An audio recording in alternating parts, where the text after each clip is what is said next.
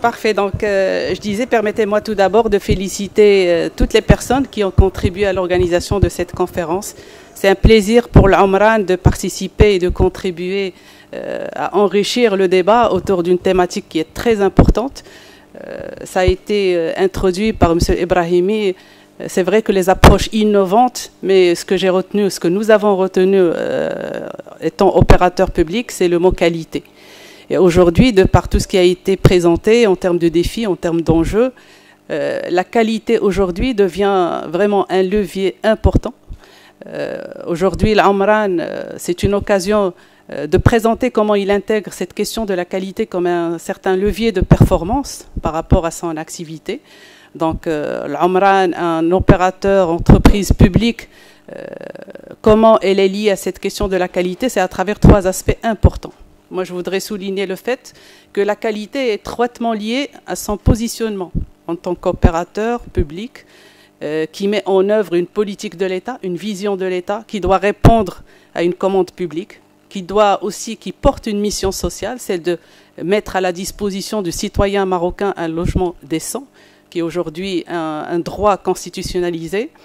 Le deuxième aspect qui est important par rapport à cette question de la qualité, c'est l'exemplarité de l'État. Aujourd'hui, l'Omran est une émanation de l'État et devrait, sur le plan conformité, alignement par rapport aux stratégies du ministère du tutelle, stratégies économiques et sociales qui sont en lien avec le champ d'intervention de l'Omran, il est tenu de se conformer et de s'aligner et de donner l'exemple par rapport à la question de la qualité, la sécurité, la durabilité dans l'acte de bâtir qui est aujourd'hui la thématique principale de notre conférence.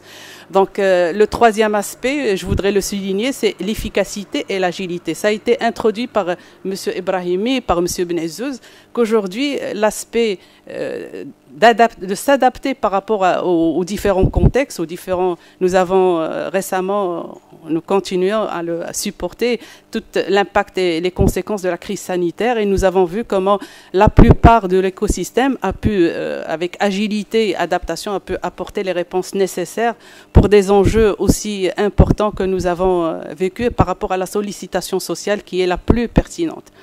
Donc moi, j'ai insisté à mettre un peu le décor par rapport à cet aspect de la qualité, sa relation avec les trois aspects qui positionnent l'Omran et qui, à travers, bien sûr, ces aspects de performance, si vous voulez bien la régie, s'il vous plaît, la première, une slide. Parfait, je suis en déphasage. Merci. Donc, pour montrer qu'effectivement, cette approche qualitative a permis à l'Omran de marquer ou d'arriver ou d'enregistrer des performances assez importantes. L'Omran aujourd'hui, c'est un acteur qui produit pratiquement plus de 29 000 unités par an de mise en chantier, à peu près le même chiffre par rapport aux achèvements. La même chose, on dépasse les 100 000 unités par rapport aux mises à niveau urbaines, au niveau du territoire national. C'est à peu près 4 milliards, une moyenne bien sûr, ce sont des moyennes, une moyenne de 4 milliards de dirhams pratiquement de recettes et pratiquement plus de 5 milliards d'investissements par an. À peu près, nous avons plus de 1300 appels d'offres qui sont lancés annuellement et qui sont injectés dans le système, tout le système, l'écosystème du secteur. Et bien sûr, le plus important, je voulais le souligner, c'est le fait qu'aujourd'hui, cette performance, le résultat final, c'est le citoyen qui se voit améliorer ses conditions de vie et bien sûr son cadre d'habiter. Alors la qualité, comment elle est appréhendée au sein de l'Omran, c'est à travers aussi la qualité de l'accompagnement.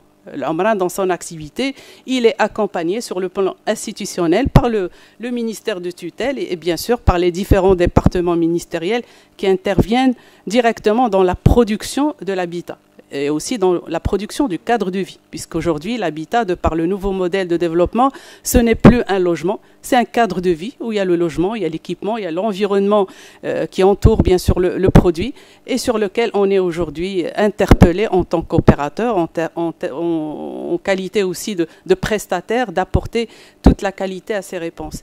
Alors, à côté des institutionnels qui nous accompagnent, nous faisons recours effectivement pour préserver préserver cette qualité à travers tous les prestataires qui nous accompagnent. Nous avons aujourd'hui pratiquement 480 prestataires qui nous accompagnent chaque année, avec bien sûr tout corps confondu, des professionnels, des architectes, architectes urbanistes, des ingénieurs géomètres topographes, des entreprises, des bureaux de conseil d'ingénierie qui nous apportent leur expertise dans toutes les phases. Et là, je reviens à cet aspect de comment la qualité est intégrée au niveau de notre processus. C'est en amont de chaque projet.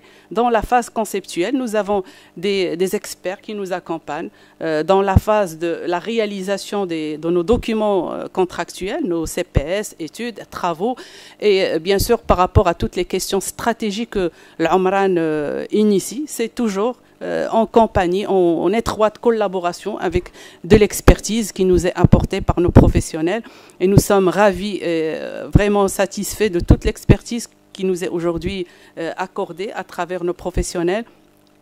Avec nous, des bureaux d'études qui ont porté avec nous des programmes ou des projets très structurants au niveau national, mais même au niveau international, ou international africain surtout, puisque nous avons aujourd'hui des projets qui sont initiés au niveau, je prends l'exemple de l'Afrique centrale ou de la Guinée-Conakry, au Soudan du Sud, notre projet capitale, nouvelle capitale Ramchel.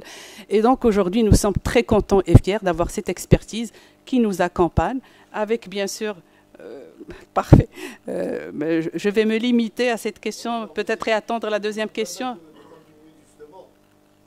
Il est clair que l'acte de bâtir n'est pas un acte isolé. Donc je voudrais savoir quel est le rôle des démarches collaboratives et innovantes dans le management de cet acte de bâtir, à partir de votre expérience en tant qu'Omran, en tant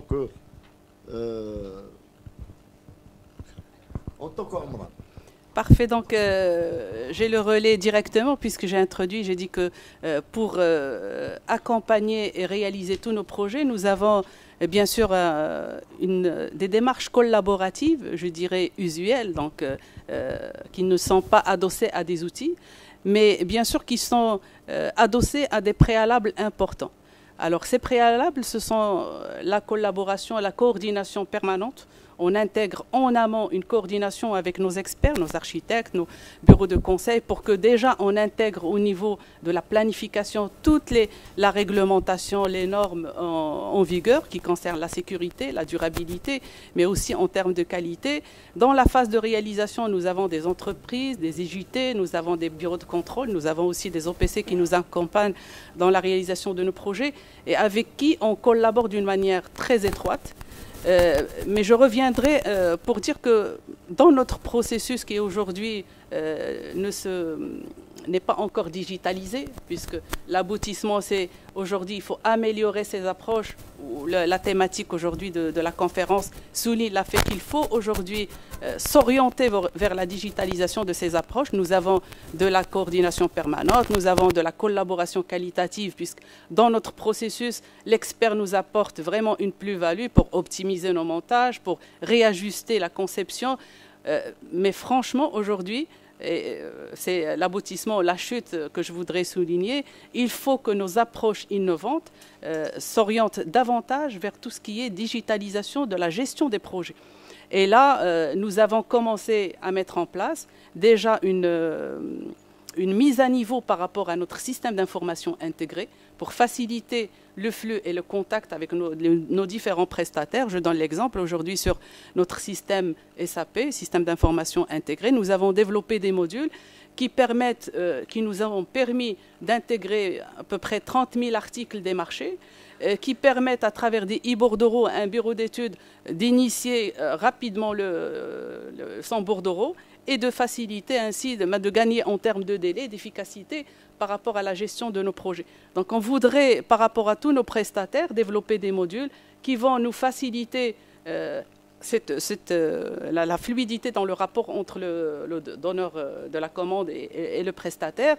Mais le plus important, je reviens les préalables.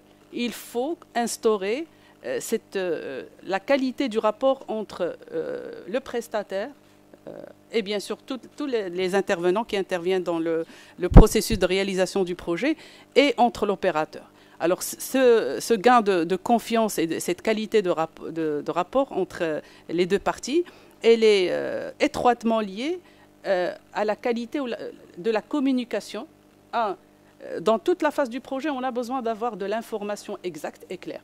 Ou parfois, là, l'opérateur, voilà, le prestataire, chacun, parfois, il reste sur ses contraintes, il reste sur ses limites. Ou le partage entre l'information et la communication à temps pour qu'on puisse prendre les mesures qui s'imposent et apporter, bien sûr, toute la facilitation à notre projet doit être instauré en amont. Bien sûr, il y a des dispositifs qui existent. Nous avons standardisé aussi nos process pour que le prestataire puisse répondre facilement à travers des canevas.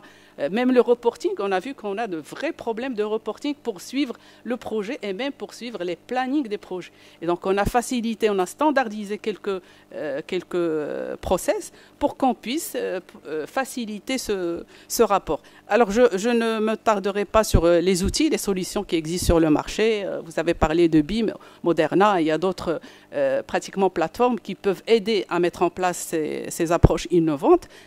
Mais l'approche innovante, ça se passe là. Et donc aujourd'hui, si l'esprit de la collaboration est bien affiné, à la limite, l'outil ou le mode de collaboration ne poserait pas de problème.